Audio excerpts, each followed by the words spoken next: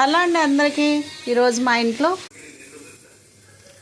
అరటికాయ పులుసు అండి.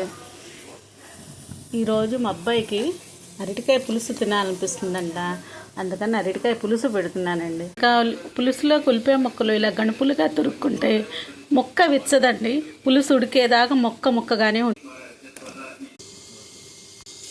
ఉడికేటప్పుడండి కొద్దిగా బెల్లం మీ తీపికి తగ్గట్టు, కొంచెం ఉప్పు దానికి సమానంగా, కారము వేసుకుందామండి.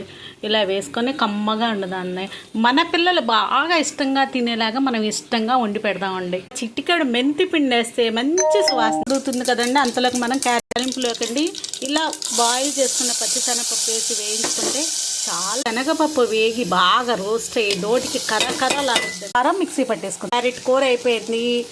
వేడి రైస్లో క్యారెట్ కూర వేసుకొని అరటికాయ పులుసు వేసుకొని భోంచేసేద్దాం.